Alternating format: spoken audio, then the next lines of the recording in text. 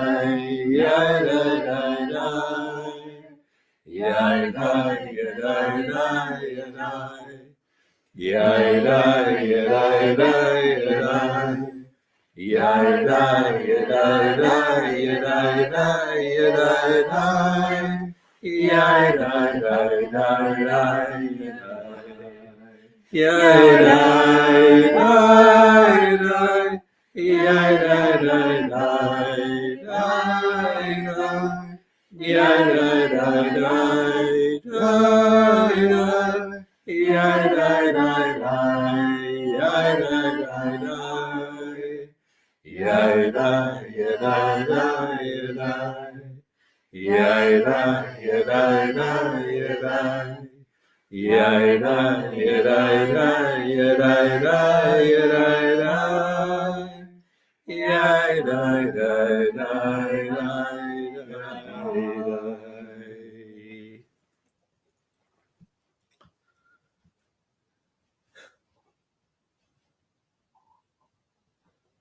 Whenever I actually get into a nigun, I have the urge, the impulse to do only that for a whole program. Just to say, here's the melody, just release into it. Everything is there, which is to say everything is here. Everything is here. Another way to say everything is here is Shabbat Shalom. Another way to acknowledge that everything is here is to awaken to an energy, a consciousness that's called Shabbat, Sabbath.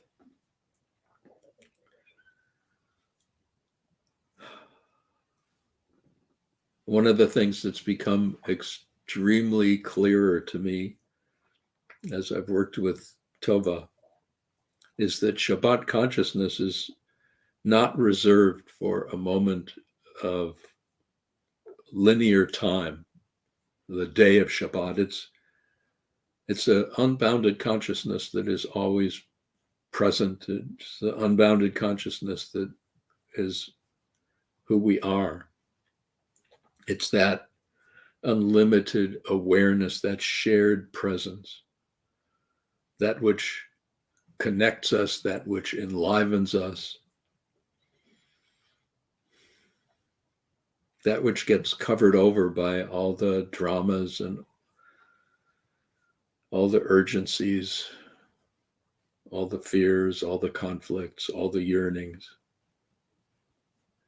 and that which is always here. So we begin with honoring and opening to that fullness that is Shabbat. When we say Shabbat Shalom, Shalom, which is a Hebrew word that means peace, actually the root means wholeness and completeness. Shabbat reflects that wholeness and that completeness that is right here and right now.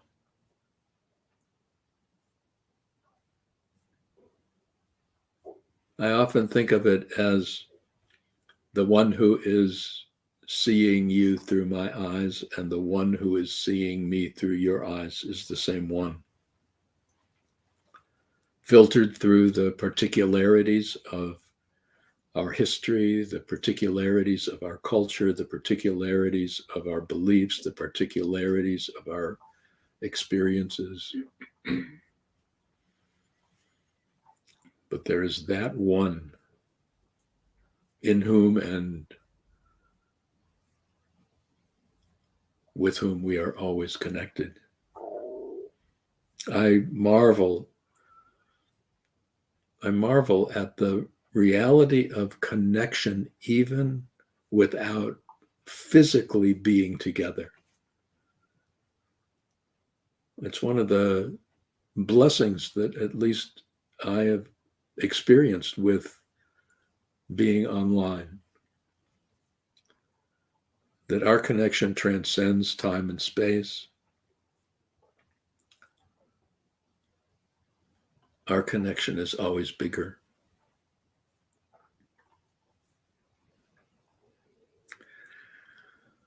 So we welcome the energies of Shabbat with Ma Yafeh Hayom, how beautiful the day, Shabbat Shalom. Ma Yafeh Hayom, how beautiful the day, Shabbat Shalom. Ma Yafeh Hayom, Shabbat Shalom. Ma Yafeh Hayom, Shabbat Shalom. Shabbat Shabbat Shalom. Shabbat Shabbat Shalom. Shabbat Shabbat Shalom. Shabbat Shalom. How beautiful the day, Shabbat Shalom. How beautiful the day. Shabbat Shalom. Shabbat, Shabbat Shalom. Shabbat, Shabbat Shalom. Shabbat, Shabbat Shalom. Shabbat Shalom. Maya Hayom. Shabbat Shalom. Maya Hayom. Shabbat Shalom. Shabbat, Shabbat Shalom. Shabbat, Shabbat Shalom. Shabbat, Shabbat Shalom. Shabbat Shalom.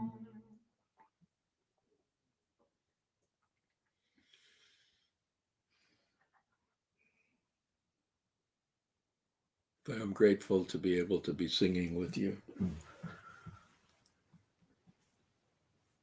I'm grateful to be able to be singing with you. I'm grateful to be able to be here with you wherever and whenever you happen to be here.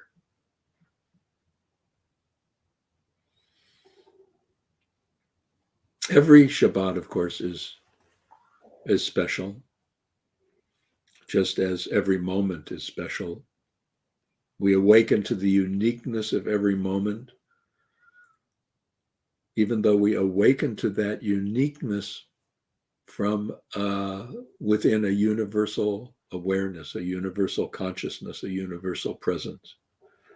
There's that within us that never changes, and there is that within us that holds all changes. It's our consciousness that holds all the thoughts and all the feelings and all the sensations. And sometimes it gets so confusing because we think we are the thoughts, or we are the sensations, or we are the feelings. And we're the ones holding them, knowing them. So this Shabbat is in the Hebrew month of Elul, the Hebrew month that precedes the High Holy Days. And this year, the High Holy Days come very early. Rosh Hashanah, which actually originally was called the Day of the Shofar, the Day of the Ram's Horn. And you can see the ram's horn actually that Tova sounds during the Day of the Shofar. You can see it above my head. That beautiful horn that just represents one of the most ancient wind instruments of humankind.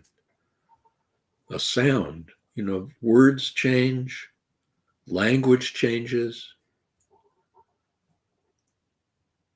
but the sound of the shofar is the sound of the shofar. And every time that sounds, it just is transporting us beyond any particular space or time, reaching out to us from the past, calling to us from the present, and reaching back to us from the future. The shofar says, wake up. Wake up. It's what the High Holy Days are about. The High Holy Days are about awakening. It's a paradox what happens to spiritual wisdom and what happens to spiritual teaching. I've become more aware, particularly as I teach with Tova, of the limitations of religion and how religion, which was originally meant as a vehicle for something universal, becomes just another thing that separates us. I'm this and not that. I believe this and not that. This is better than that. And the process of like reclaiming the wisdom, reclaiming the spiritual teaching is just a remarkably fertile, rich enterprise. And in terms of reclaiming that depth from within Hebrew tradition, even though I've been a rabbi for more years than I like to admit, I've been able to celebrate more deeply the profound depths of that wisdom because of what I learned teaching with Tova. So I'm really proud to be able to offer so much more in the context that we are offering that. And I just invite you, I mean, this is not just for Jewish people. This is for people who are interested in remembering, interested in reclaiming, interested in awakening to the depth of spiritual teaching, a spiritual process, awakening to the universal, awakening to the kind of consciousness and the kind of energy that can really bring healing not only to ourselves, but to our world. So you can find out about our programs by going to rabbited.com. I always remind people that that's really rabbited.com in disguise. And I just invite you to take a look and, consider joining us. Whether you're Jewish or not, I can guarantee you a depth of experience on these holy days that will open your hearts and open your minds to a greater appreciation for the one you are and for the life that's unfolding for you and for us all. It's just a remarkable opportunity. During the month of Elul, and if I keep referencing Tova's teaching, it's simply because I am sharing depth of appreciation and understanding that I do not want to claim. It's traditional to acknowledge our teachers. And I want to be really clear in my appreciation and in my appreciation of what I've been learning, even at this well-trodden age and experience. The month of Elul, preceding the holy days, offers us an invitation to awaken to introspection, to really looking at how it is we've closed ourselves off from the very nature of our own being. How it is we've convinced ourselves that we are somehow less than we really are. How we've convinced ourselves of the separateness.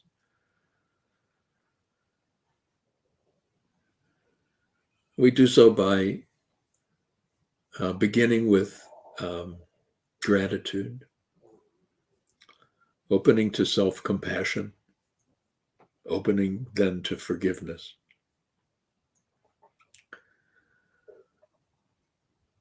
And I want to begin with opening to gratitude. It's really a practice I do every morning.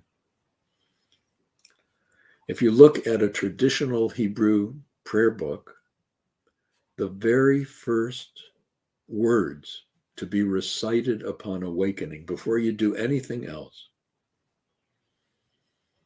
is Modeh or Moda Ani Lefanecha Yachai V'Kayam. I give thanks. Oh, I awaken with gratitude in your presence. The presence awakening within me, the presence holding me, the presence holding every thought, every feeling, every sensation, the presence embracing me, the presence available to be met, to be celebrated. The words you see on the screen of Modeh and Moda Ani, traditionally, the prayer comes out Modeh Ani, which is grammatically the masculine. Moda is grammatically the feminine. And as I become far more fully attuned to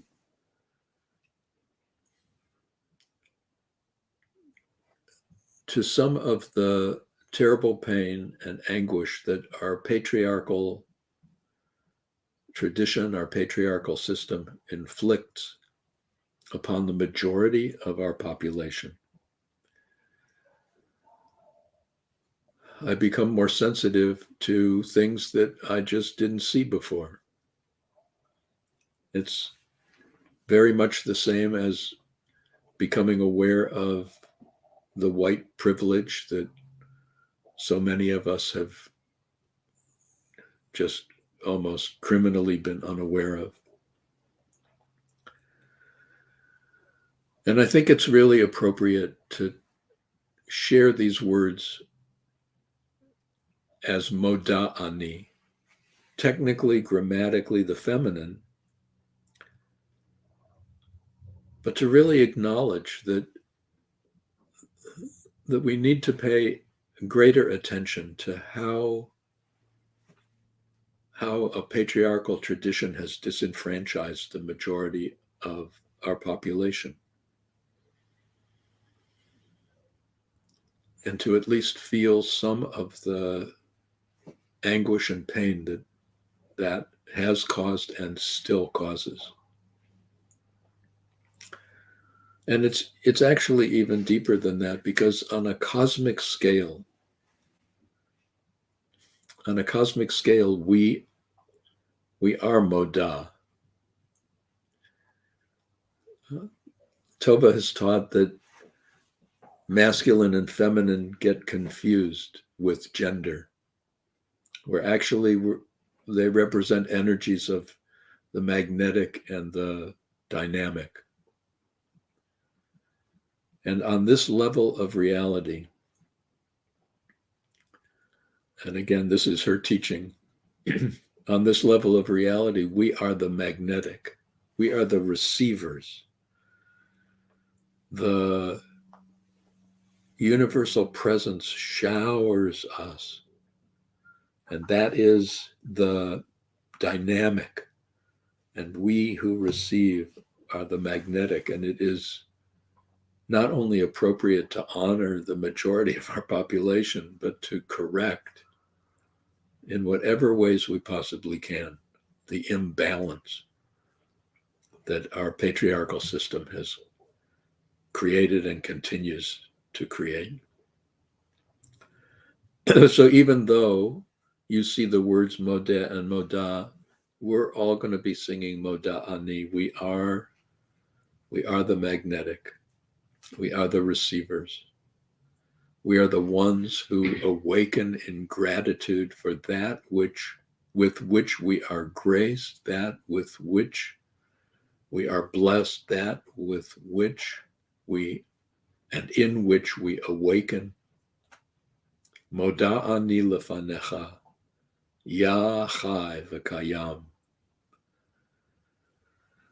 I give thanks in your presence. There is only your presence, the universal, living, enduring one.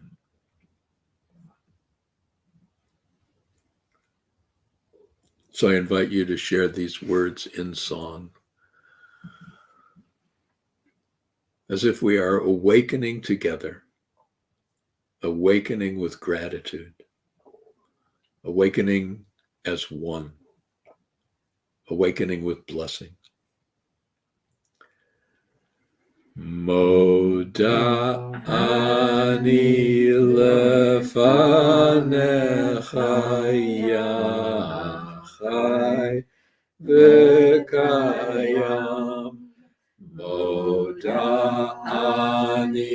lefanecha Ya Chai v'Kayam. Moda'ani lefanecha. Moda'ani lefanecha. Moda'ani lefanecha Ya Chai v'Kayam. Moda'ani lefanecha Ya Chai v'Kayam. Moda'ani lefanecha. Moda'ani lefanecha. Moda'ani lefanecha Ya Chai v'Kayam. Moda'ani lefanecha Ya Chai v'Kayam. Moda'ani lefanecha. Moda'ani lefanecha. Moda'ani lefanecha Ya Chai v'Kayam.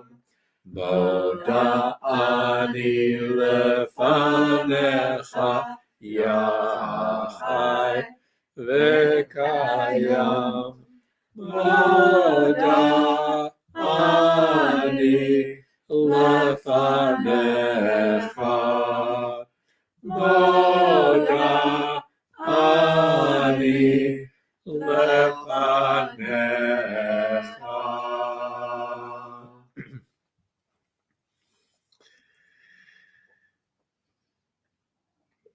And just for a few moments,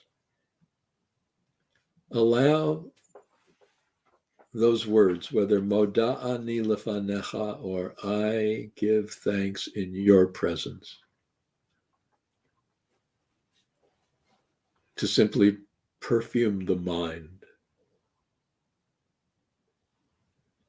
Step into and step through and step beyond the words into the field of gratitude. Gratitude behind, before, within, so much bigger than any sensation, than any thought, than any feeling. Gratitude for this remarkable opportunity to awaken in this place to the wonder, to the awe, to be able to feel, to be able to sense, to be able to think, to be able to move, to be able to share, to be able to touch, to be able to love, to be able to meet, to be able to share, to be able to support, to be able to help.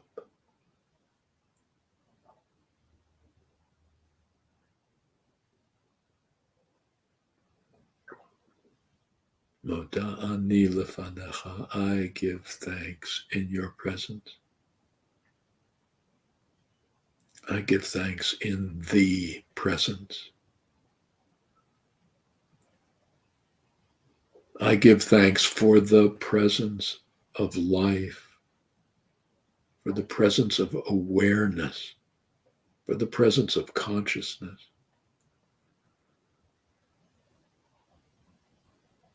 I give thanks for being.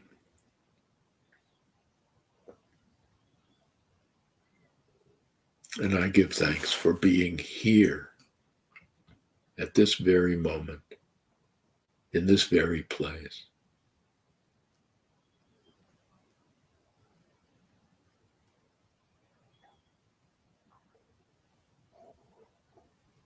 Imagine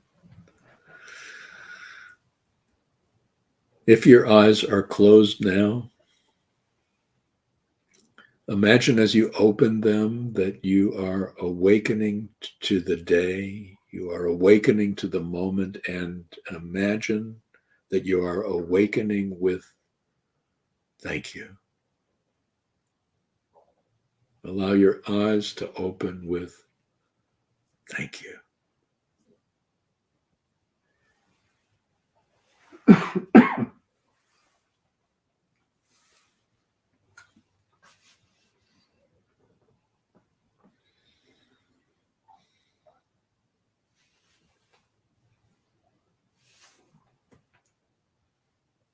It's really interesting because in my mind, several pieces that I've shared are the whole thing. You know, like, okay, we could end here. It would be complete.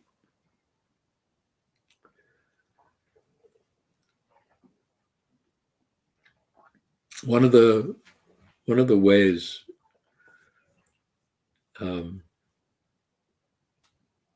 that I kind of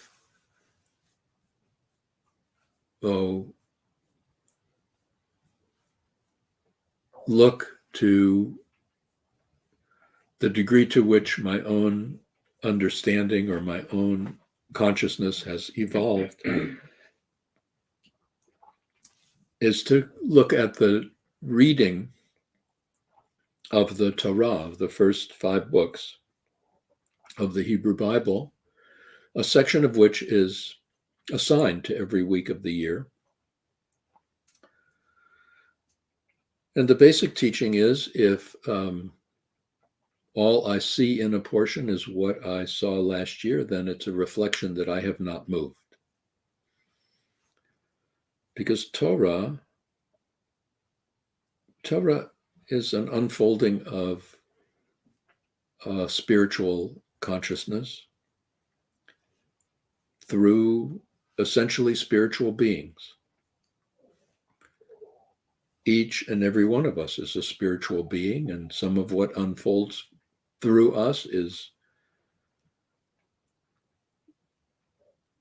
holds a blessing of universality and connection, and some of what unfolds with contraction and separateness and fear and competitiveness and guilt and resentment. And all that is in Torah. On a spiritual level, there's no limit to the levels of transcendence. So that anytime we think we've reached a level that's it, we can suspect we're stuck.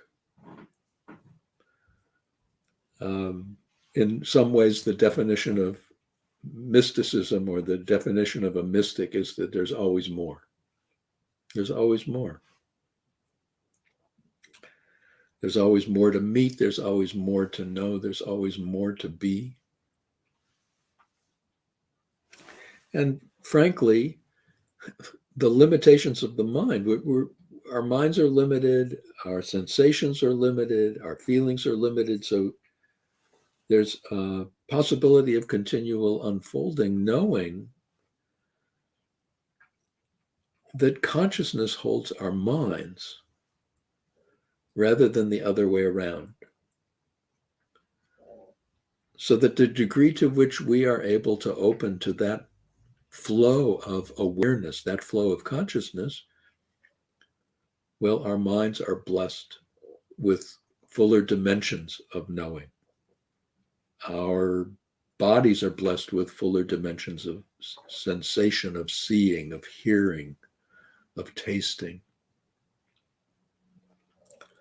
And our feelings are blessed with deeper openings to far greater connection, a far greater love, a far greater joy, a far greater awe.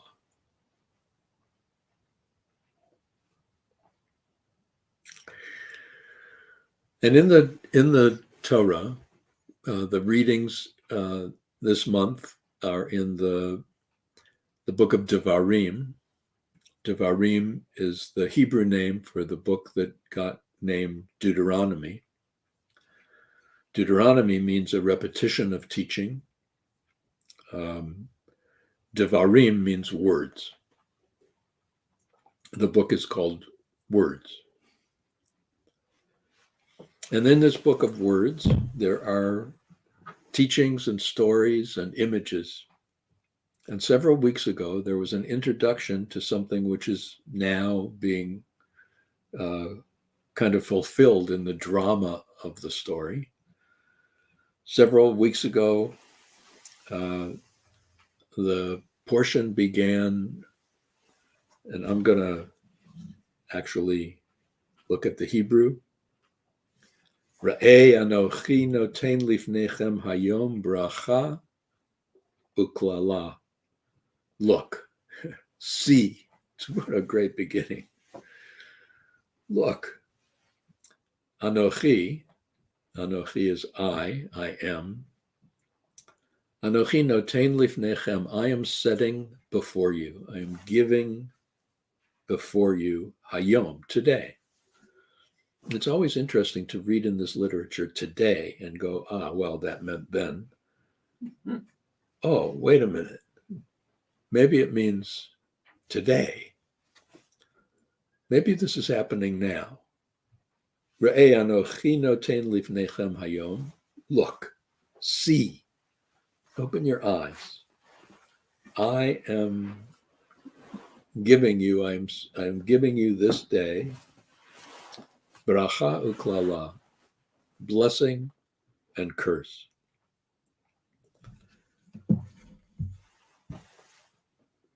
That's really kind of remarkable in terms of a simple realization of what our mind does.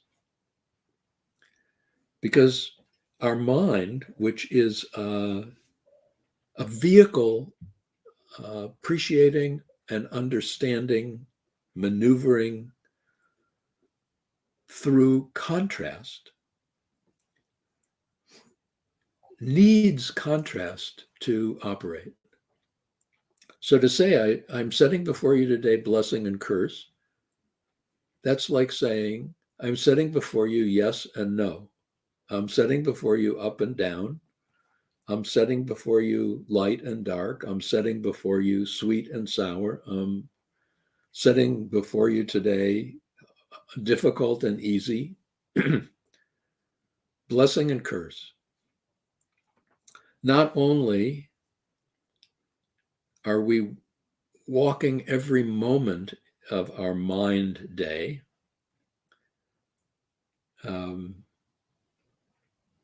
into world of contrast, but we're actually moving into a space of that really feels like blessing or curse. It feels good or it doesn't feel good.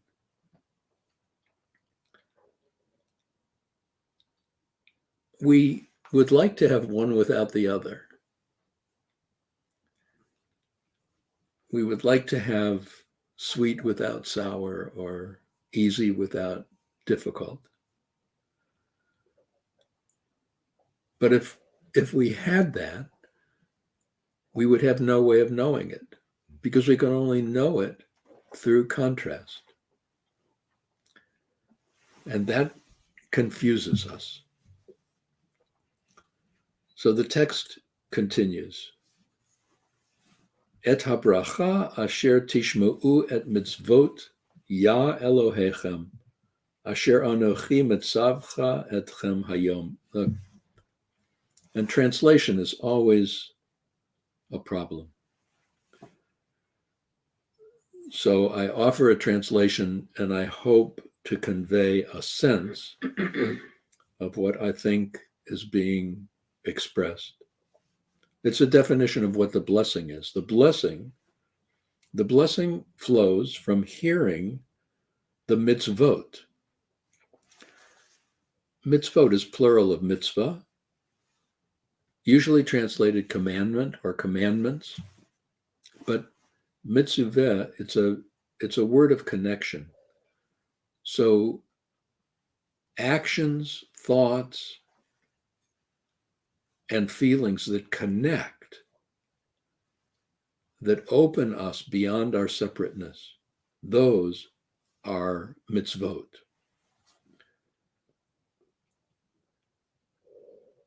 So the blessing is when you hear, when you observe, when you are able to step into the acts, the thoughts, and the feelings that connect, that the Eternal One, your God, the Eternal One, the presence we are, the Anochi, the I am, Mitzaveh etchem hayom, gives you today.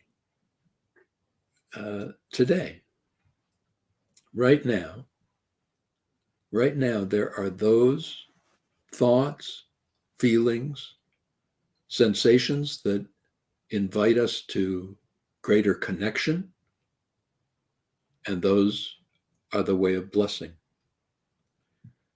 And the text goes, v'haklala, and the curse, if you don't hear, if you don't observe, if you don't know, if you don't live those thoughts, feelings, sensations, awareness that connects, and if you v'sartem min haderech, and if you turn from the path that the I am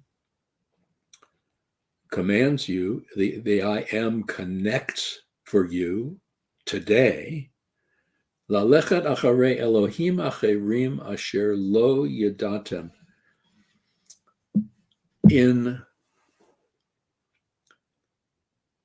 going after pursuing other gods that you have not known, that you do not know, that are not you.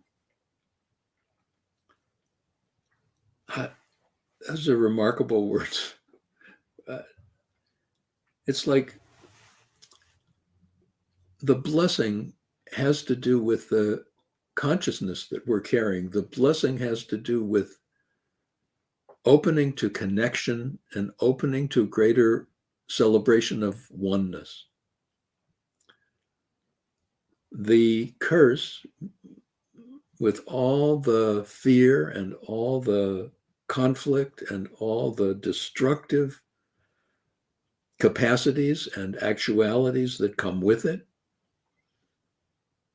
are turning away from a path of oneness and a path of connection into greater separateness, and imagining that there is some God, there is some power in that separateness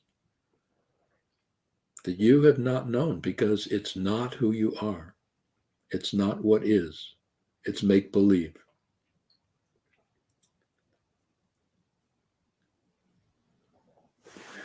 Now, the text goes on for several chapters, and then we get to actually what's unfolding now, and that is this remarkable scene where The Hebrew people are entering the promised land. We're crossing over the Jordan River. We're entering the promised land, and we're crossing between two mountains. And on Mount Gerizim, there are people standing to pronounce the words of blessing. And on Mount Ebal, there are people standing to pronounce heads of different tribes to pronounce words of curse. And we walk in the middle. And this is the image. There's a shout of words of blessing, and we respond, Amen. There's shouts of words of curse, and we respond, Amen. And as we go into the promised land, we walk through this passage where we acknowledge the call of blessing and the call of curse, and we know something critically important.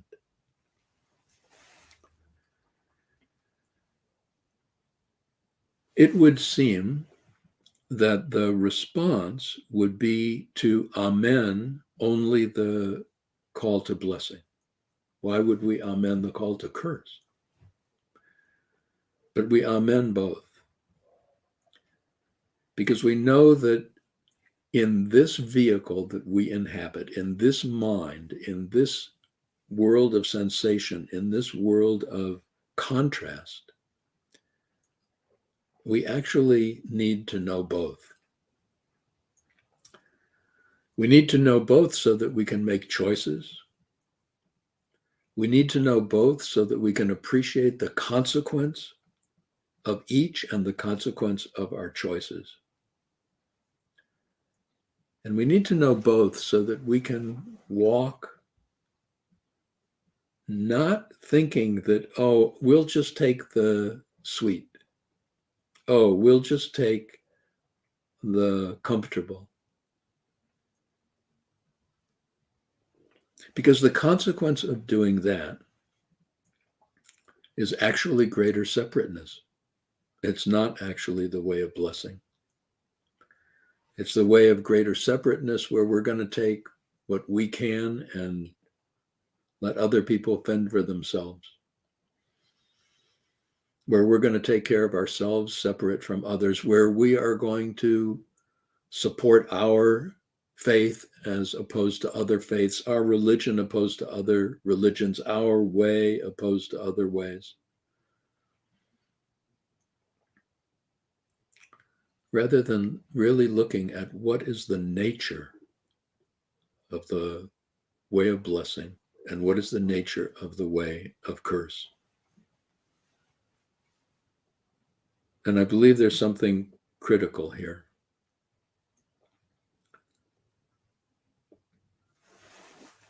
And this, again, is a teaching from Tova. And that is the contrast in the world that we experience is not meant to keep us in a battle against one with the other, but is meant to invite us to hold them together. It's meant to invite us to reclaim the essential oneness and the essential wholeness that is behind everything. We enter the world of contrast so that we can feel, so that we can sense, so that we can think. We enter this remarkable world of contrast so that universal awareness can have the experience of touching, of breathing, of sharing, of loving, of helping, of healing. And we do that by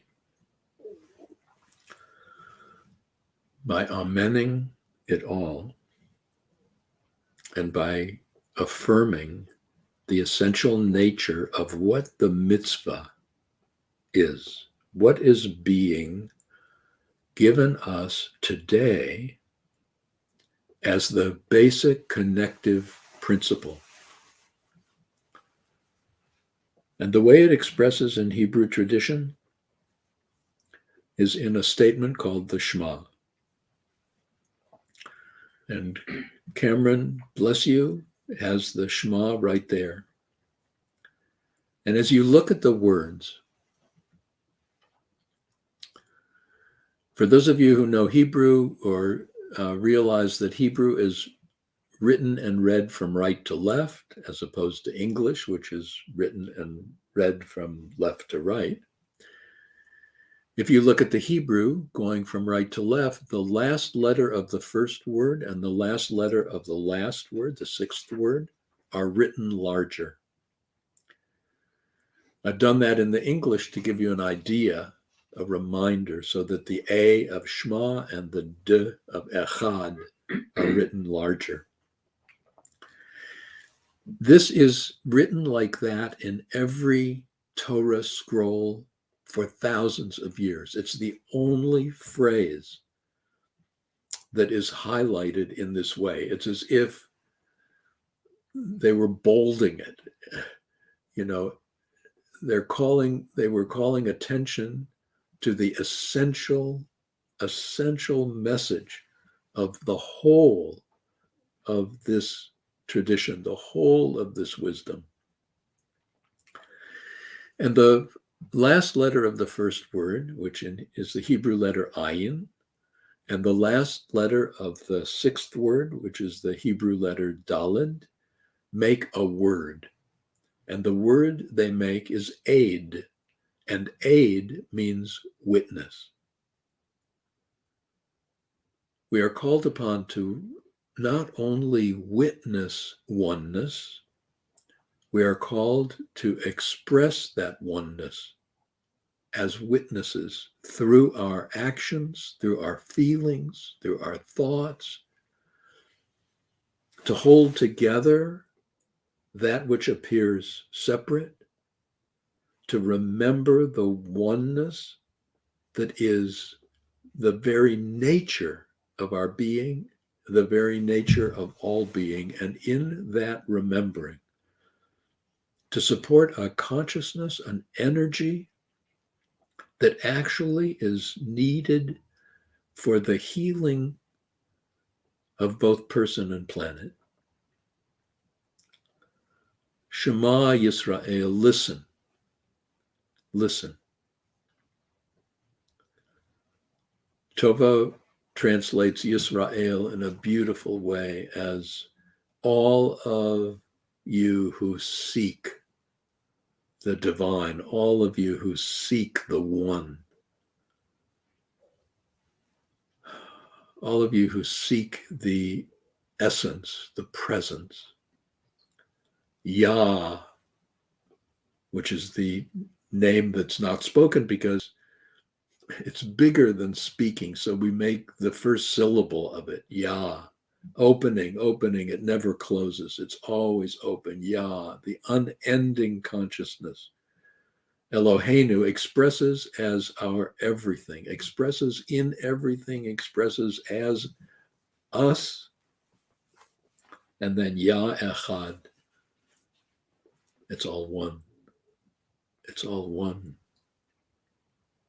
This is the mitzvah,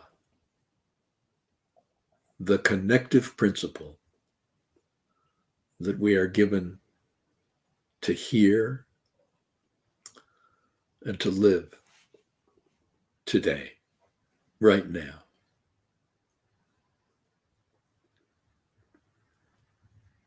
Shema Yisrael, Yah Eloheinu, Yah Echad.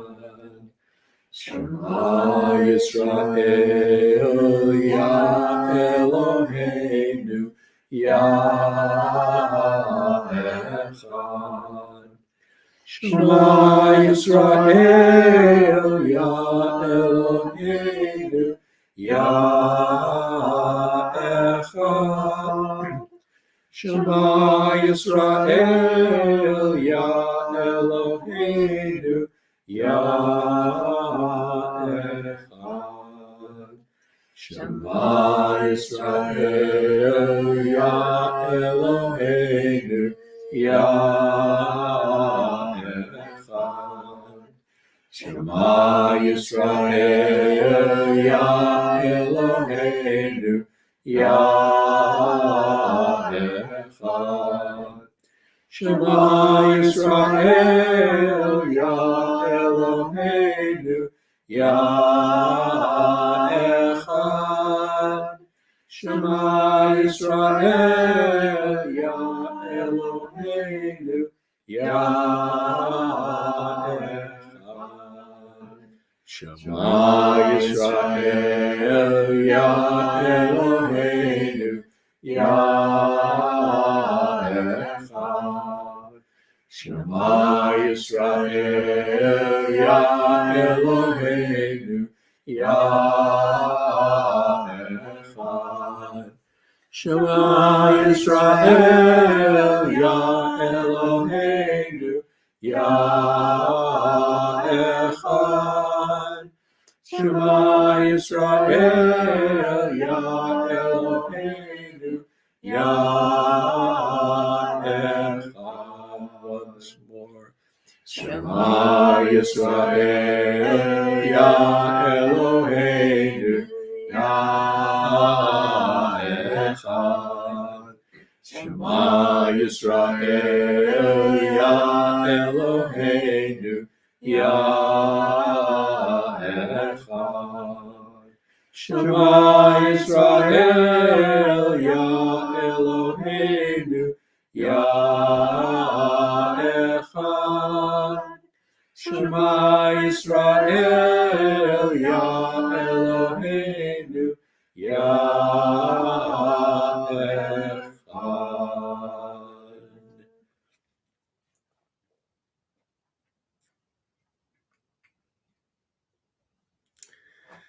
When I started attending and then participating in Shabbat observances with Tova and her household,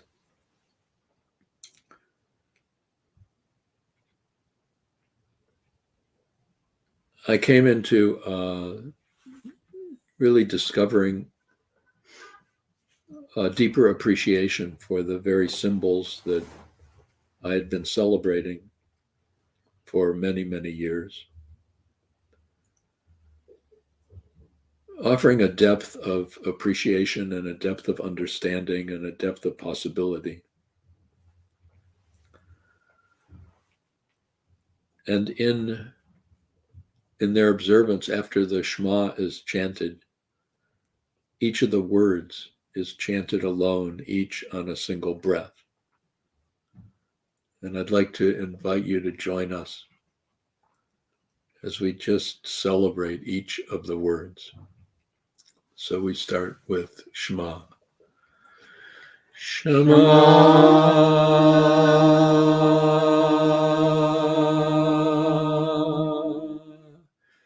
Yisrael,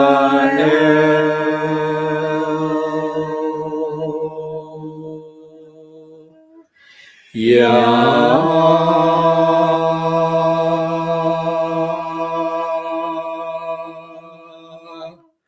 Eloheinu,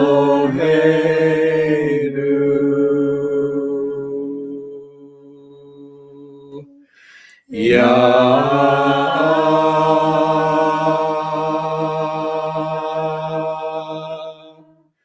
Echad.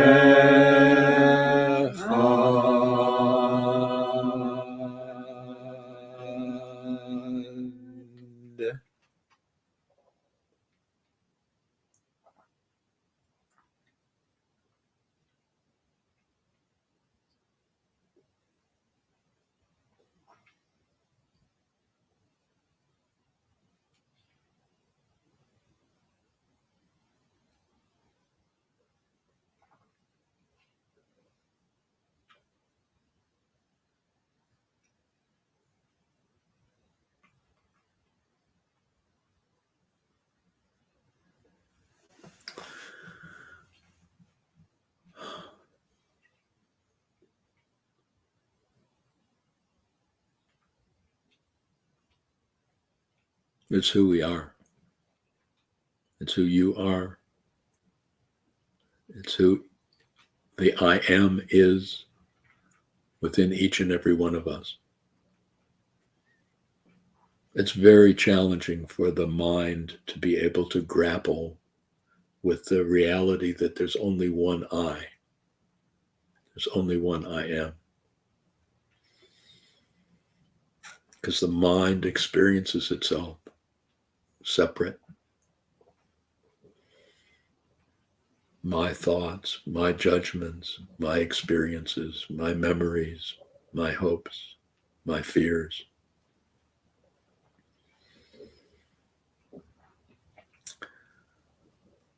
And in our collapse into mindness,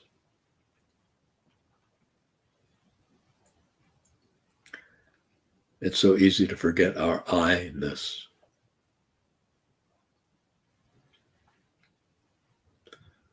I'm not the mind. I'm the one who has a mind. I can appreciate my mind. I can utilize my mind. But that's not who I am.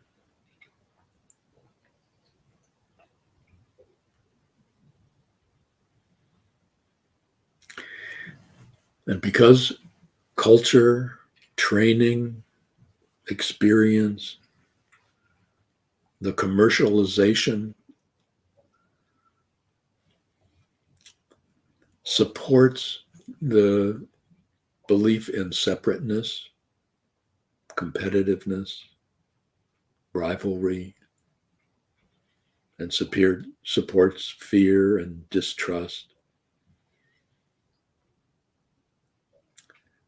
Awakening to the nature of what we are asked to shema, what we are asked to hear, what we are asked to live, is really challenging. We know how challenging it is by looking at what's happening in our lives and what's happening in our world. We know how challenging it is by just looking at the consequences of falling into a greater and greater degree of separateness and separation, and thinking that we can solve it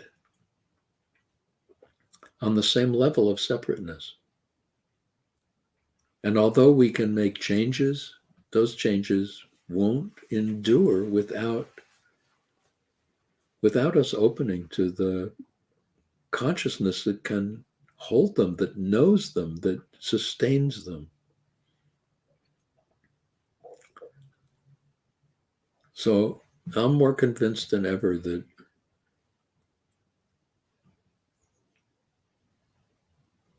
spiritual awakening really requires a far more dedicated, purposeful, focused attention.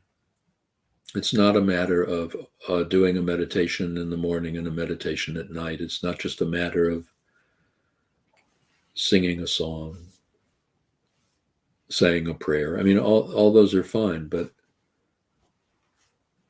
it's a matter of really impacting and affecting the very nature of the consciousness that we are walking in the world with.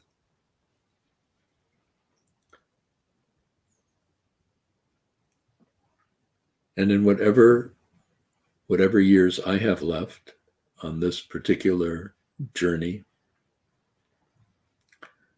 I want to dedicate my energies in fuller ways to supporting the greater awakening of that consciousness within myself and within you.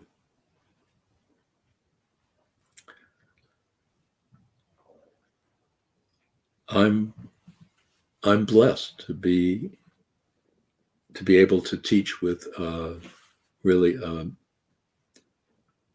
a profound teacher.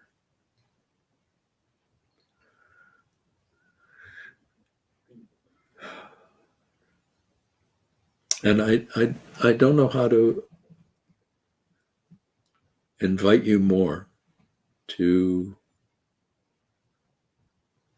to enter into this experience with her and with me.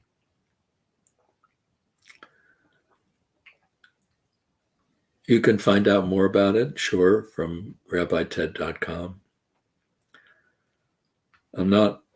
We are not starting a congregation or starting a religion or promoting any religion.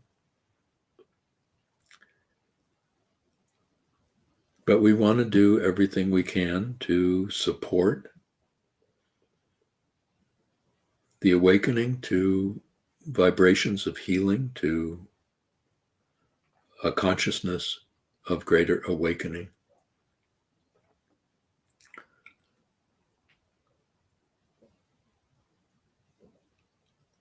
As the High Holy Days approach, they present a remarkable opportunity to focus on awakening. The day of the shofar leading into 10 days of awe.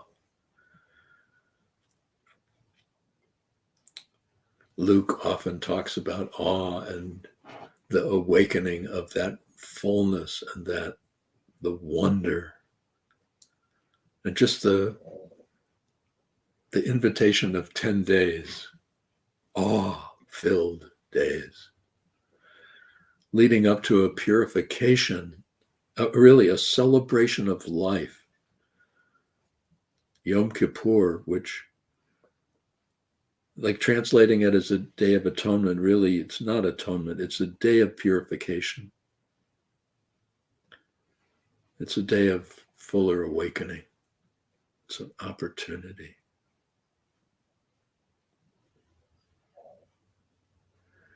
Tova talks about the difference between ceremony and service.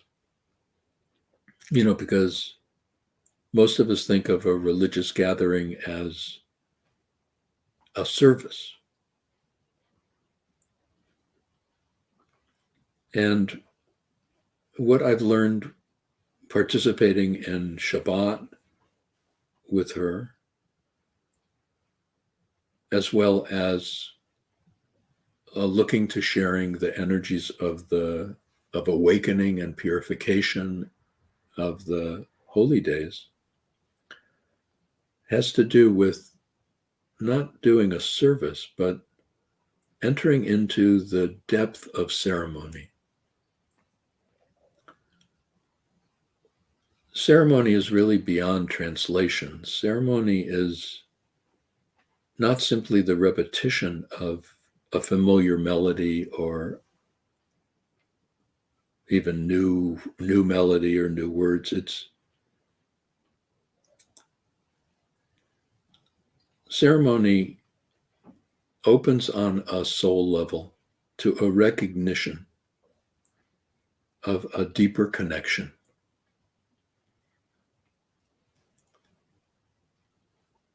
A kind of celebration that transcends the ordinary, that moves beyond the expected.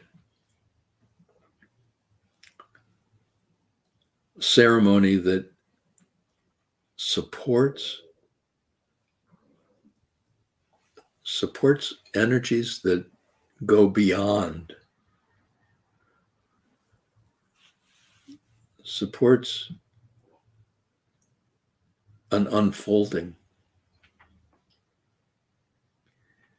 Many of us come to services and we have expectations. We expect things will be what they are and we'll feel this and we'll sing this. Ceremony invites us to something deeper, to be discovered, to be found, to be unfolded.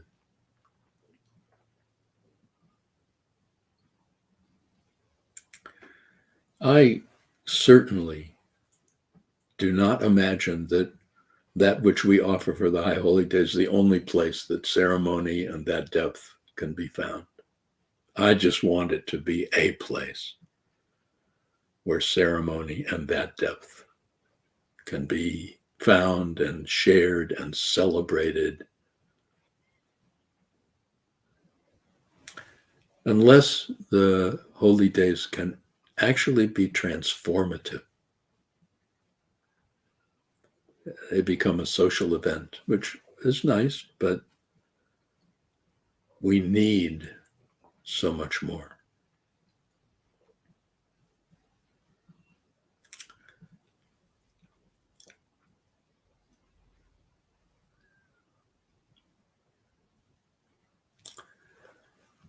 So I invite you to take a look. If you know people you think would be interested, please share the information.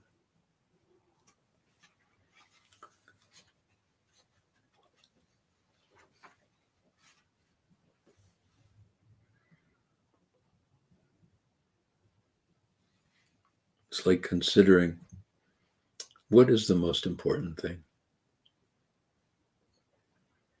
At this time in our lives, at this time on this planet, with all the emergencies, with all the urgencies, with all the conflicts, at this time in our personal lives, dealing with a pandemic, dealing with persistent misogyny, patriarchal abuse,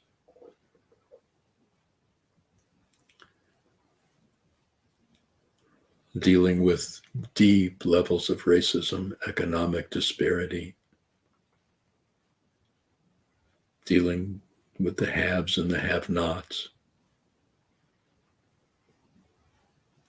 the unseemly disparity of the uber wealthy and the uber poor, dealing in a world where climate, the very nature of that which sustains us and sustains all life, is threatened.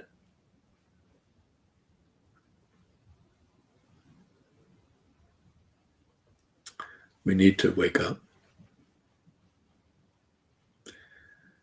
Each and every one of us has a responsibility to carry a different energy into the collective.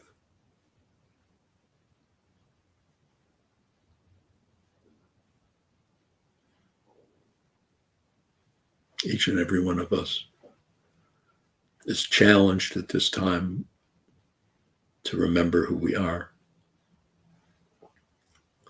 and to celebrate and rejoice and bring that energy to support the healing and the wholeness that needs to be.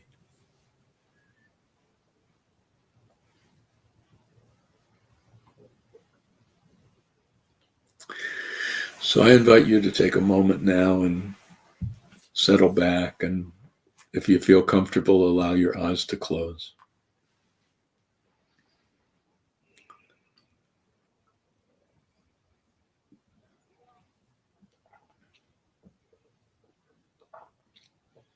It's natural to become aware of any sensations in the body.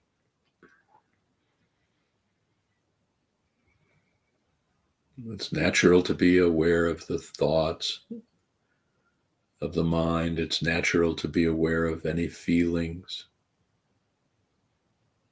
and to just notice all that. And for a moment,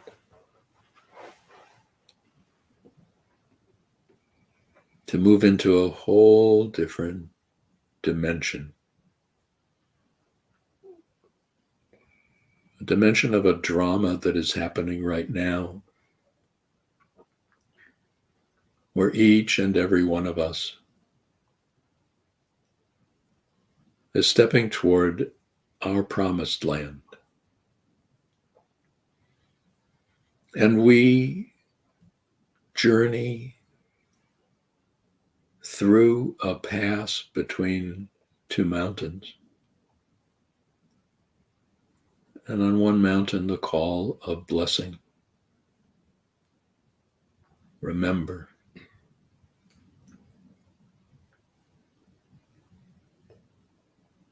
Remember that which connects. Remember the one you are. And on the other mountain, the call of separateness,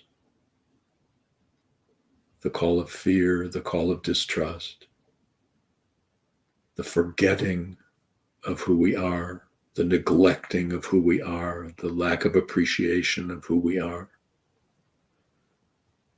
Remembering and forgetting, walking through the valley of remembering and forgetting, and appreciating that, yes, there is remembering, and yes, there is forgetting.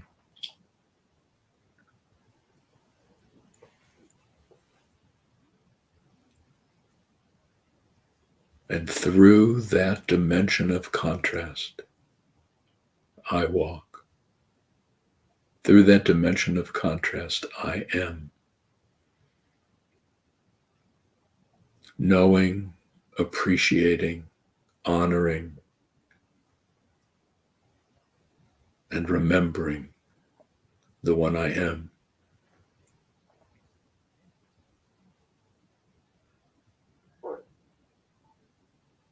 Behind it all,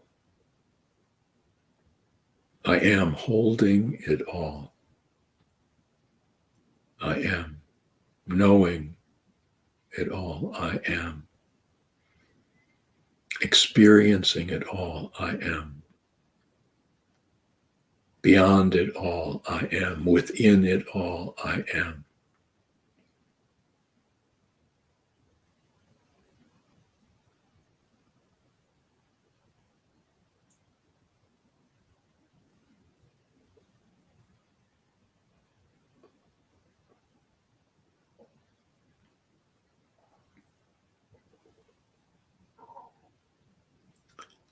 I am here. I am remembering. I am holding the energies of remembering and forgetting as one.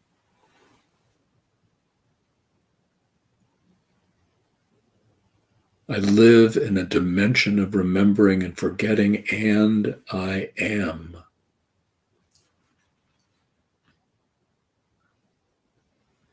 That which holds both, that which holds everything. I am the peace without an opposite. I am the one without an opposite. I am the presence. I am one.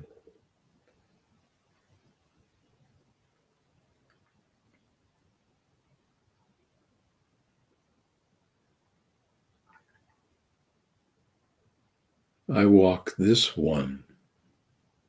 I walk this one I am into the world of my sensations, into the world of my thoughts, into the world of my feelings.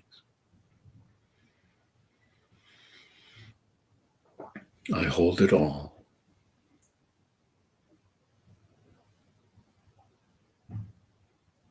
And I awaken with thank you. I awaken with thank you.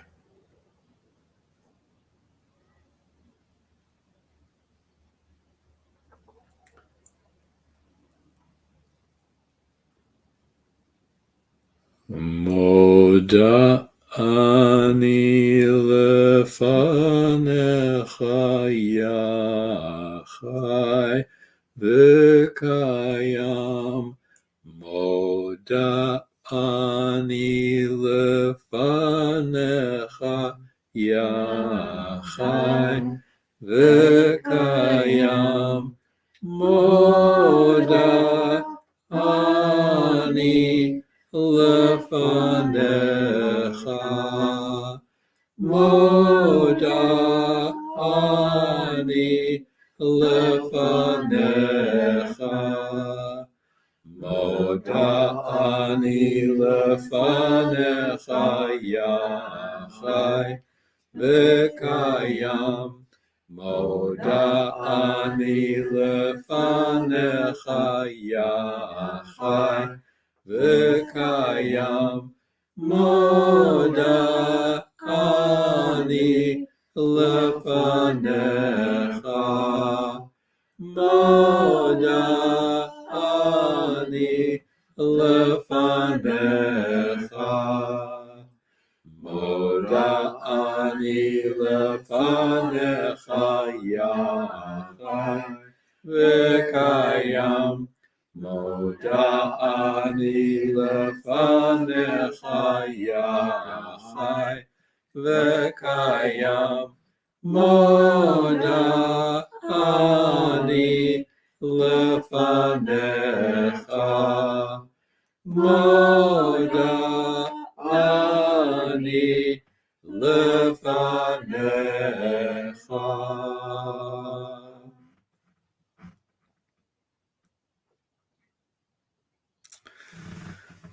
And I am grateful.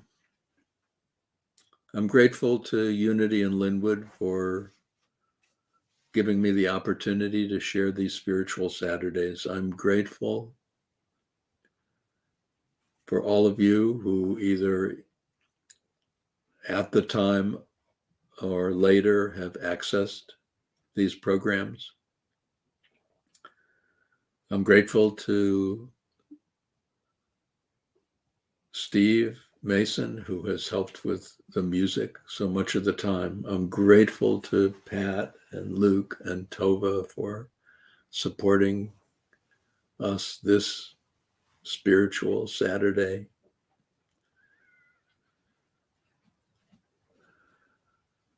I'm grateful for this moment. I'm grateful for what's unfolding.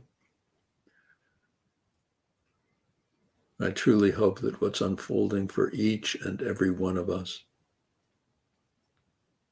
opens us to greater capacities for remembering the one we are and for walking that one with all the blessing and all the cursing, all the ups and all the downs, all the yes and all the no's.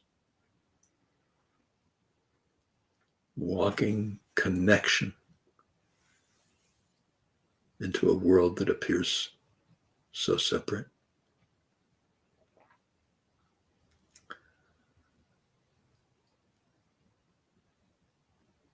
I know that many who witness this program see the donate sign and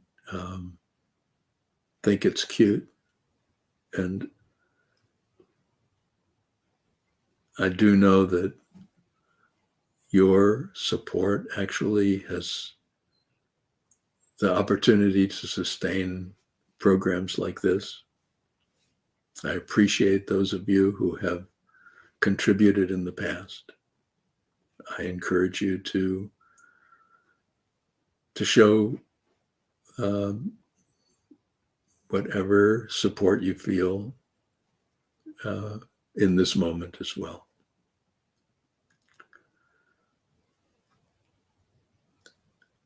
We conclude with, I open my heart, because that's what it's about.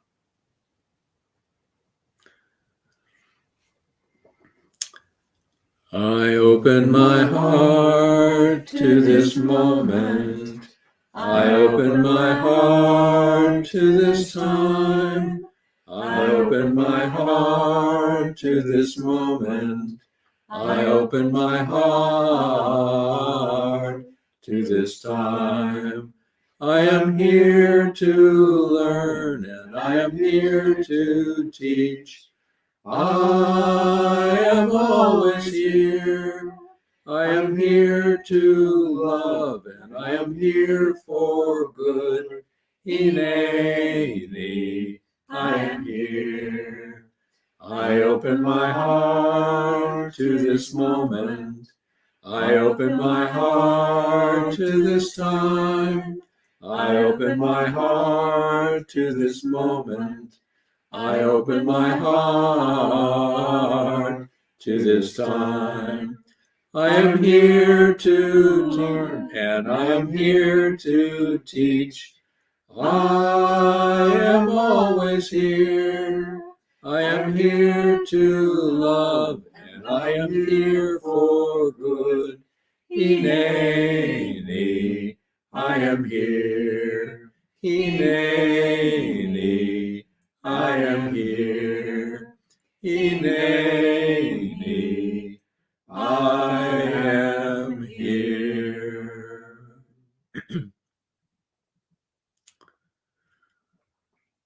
Thank you, Cameron, the person behind the technology that allows this to be, for all your support.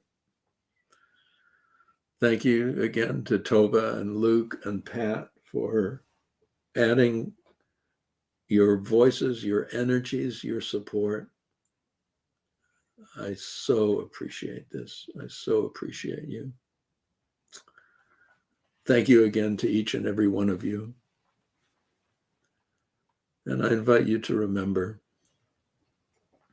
that we are actually on a shared journey, remembering that we journey together from strength to strength, from love to love, and from life to life. Thank you, everybody. Shabbat Shalom. Shabbat.